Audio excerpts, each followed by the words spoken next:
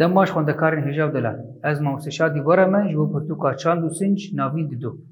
ایرو وانه عمل سر پیشکتنا گند و باجاران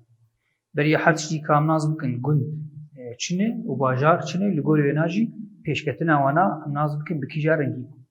شخوا گند جهه ام بیجین نشته جهبونه و هجمانه کی پوچو کی کسان دیده کم دبن دبار خود دریا ام بیجین لاوروانیه و ام بیجین چاندنیه دکه باجار شو ام بیجین جهه گو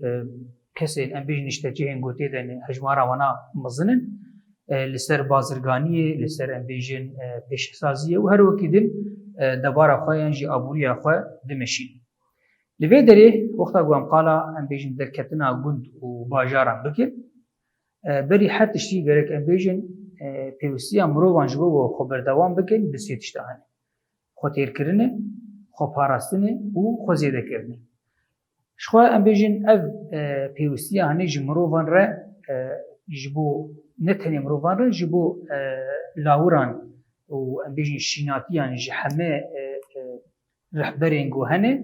پیوستن لی شکلی گو ام بیجین مروف پید مشینه او برنگی کیدن یعنی جی برای بازه کیدنه لگوری فکراوینا لگوری ام بیجین او میجیه گو لجم مروف هیه شوا شکلی خوا ام بیجین تیر کرنه جدای شکلی ام بیجین خوا پاراستنی و خوا زیده کرنه جی لجم مروفان شوا جدایی لگوری ام بیجین چانداوینا لگوری ام بیجین او گوهرتنه گودناوا مروفان ده چی بویی دوامه آنه ده ریو ریبازی ام بیجین خوا تیر کرنه گلکی حیا گلکی دن جملتکی حیا ایدن جدمکی حیا دمکی دن شخوا ام بیجین تیگو هرتن ریو ریبازی خوا پاراستنی و خوا زیده کرنه رنگی کی جدا لجم ام بیجین مروفان هی لوی داره وقتا گو ام قالا او مروفین گو دما برده جیان دکرن که ام بیجین بکیجا رنگی بو چاو ام بیجین خود پاراستن چاو ام بیجین خود تیر دکرن خود زیده دکرن اف کسی هانی شخوا لگوری گو ام بیجین مجیه وانا لگوری ام بیجین فکره وانا دما برده وک رنگی کی ام بیجین خوزایی لگوری پیشکتنا گو ام بیجین بوار چید به دریا ام بیجین چاو ام بیجین لیلاورا دنارن پیره فکره خوش بیج دخینن چاو اف کسین در دورا وینج اف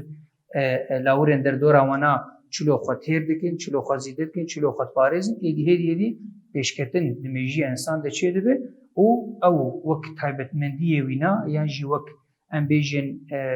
رنگی کی جدا جی خود تیر کرن خود پاراستن و خود زیده کرنی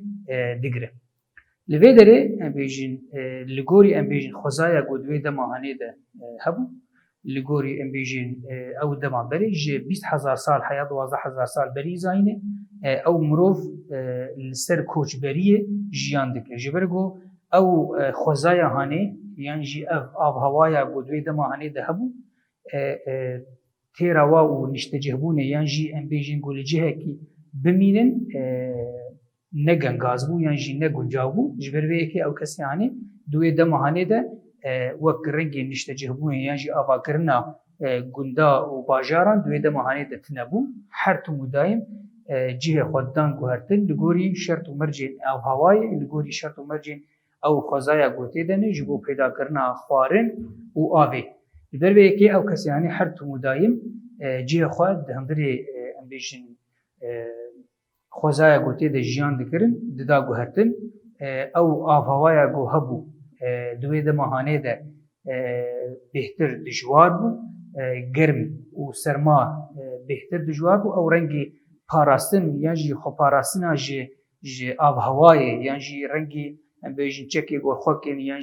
خانی آوا بکن یعنی ولو اشتهانیت نبو چاو خط پاراستن دریا ام بیجین هگش کفتاده به یعنی هگ دریا رازانا ام بیجین لجهه کی سردار کی به یعنی ام بیجین دبن دار کی ده به خوش بارانا چاو بپارزن یعنی خوش لاورن درنده بپارزن اقاستش یعنی لجمانا وک فکری وینا گله کیم بو جبروی کیجی اوقاس فکری پیشکتی جماعت نبو و کاربن گندا آوا بکن اف بدمیره پشتی گو او آب هوایا هانه دبه یعنی دبه رنگی که آب هوایا گنجا و کاربن اف کسی هانه لهفدو بهتر کۆم ببن شخوا bi derketina çandiniyê re êdî ev kesê hanî li hevdû kom dibin hejmarekî mastir jî kesan pêwîst bû got di cihekî de erdekî em bêjin biçînin berhemê wê erdan hanê rajêne têra van mirovê hanê dikin êdî ew qas gera em bêjin got di dema berê didkirin ji war ne pêwîst bû ji ber vê yekê mirov dikî asa got êdî ji nû re piştî got her tiştê derdora wî ew xwezaya hanê ew avhewaya hanê dibe guncaw li gorî wê na ew niştecihbûna hanê jî çêdibe. Li vê derê em digin dawiya waneya xwe pirsê xwe nirxandinê jî çareser bikin. Ji xwe pirsek tenê ye ew pirs jî dibe çi sedema avakirina mirov ji gund û bajaran re çi bû? Ji xwe di dema mezolîtîk de em bêjin neh ew avhewaya hanê yan jî ew xweza dibe guncaw û mirov gund û bajaran êdî hêdî ava bikin ji ber vê yekê bi derketina em bêjin derketina çandiniyê re hêdî mirov li hevdû kom dibin gunda ava dikin bi pêşketina em bêjin û zêdebûna mirovan êdî jî bajar çêdibe û şaristanî tên ava kirin. Li vê derê waneya me bi dawî dibe bimînin bi xêr û xweşiyê de.